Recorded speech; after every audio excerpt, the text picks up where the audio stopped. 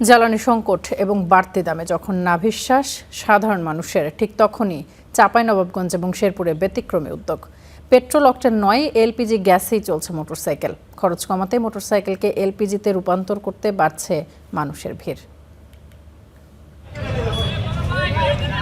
সারা দেশের পাম্পে পাম্পে যখন তেলের জন্য মোটরসাইকেলের লম্বা লাইন, তখন চাঁপাইনবাবগঞ্জে ভিন্ন চিত্র। তেলের বদলে এখানে এলপিজি গ্যাসে চলছে মোটর বাইক। গত ৩ বছর ধরে চাঁপাইনবাবগঞ্জে মোটরসাইকেলে বিকল্প জ্বালানি হিসেবে ব্যবহার হচ্ছে এলপিজি গ্যাস। মোটরসাইকেলের পেছনে ছোট সিলিন্ডার ও বিশেষ কিট বসিয়ে গ্যাস, পেট্রোল দুই জ্বালানিতেই চলছে বাইক। দুইটা সিস্টেম আছে, আমি চাইলে গ্যাসও চালাতে পারি, আমি চাইলে তেলও চালাতে পারি। আমার কাছে যদি সমস্যা মনে হয়, আমার যদি 6 মাস চালার পরে যদি দেখি আমার তেলের সমস্যা নাই, তখন আমি তেলই চালাবো। আগে 100 টাকার তেলে আমার বাইকটা যত কিলো যাইতো, এখন 55-56 টাকার গ্যাসে আমার বাইকটা তত কিলো যায়। এজন্য আমার টাকাও সাশ্রয় হয়েছে প্রায় 45%, এবং সেই সাথে আমি মাইলেজও ভালো পাচ্ছি। আমার গাড়ির ইঞ্জিনের কোনো সমস্যা হয়নি, পাশাপাশি গাড়ির আওয়াজেরও আমার কোনো পরিবর্তন হয়নি।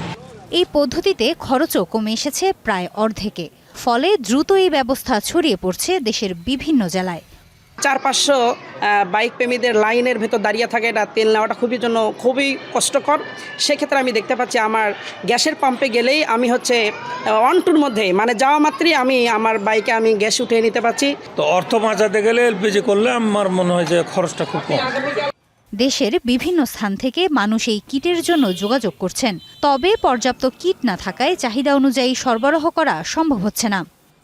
তেলের সংকটের কারণে আর তেলের দাম বৃদ্ধির কারণে এলপিজি কনভার্সন মানুষ করতেছে, আমি করে দিচ্ছি না, তারপরও তারা আমাকে ছাড়তেছে না।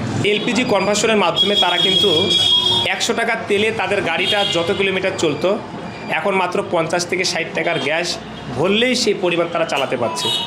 অন্যদিকে টাঙ্গাইল থেকে শেখা দক্ষতা কাজে লাগিয়ে শেরপুরে স্থানীয়ভাবে এই রূপান্তর ব্যবস্থা চালু করেছেন হাবিব। জানান 100 টাকার গ্যাসে মোটর বাইকে 80 থেকে 90 কিলোমিটার পথ পাড়ি দেওয়া সম্ভব, যেখানে ইঞ্জিনেরও ক্ষতির ঝুঁকি নেই। অকটেন গাড়ি চালাতে পারবেন এবং এলপিজি গ্যাসে চালাতে পারবেন।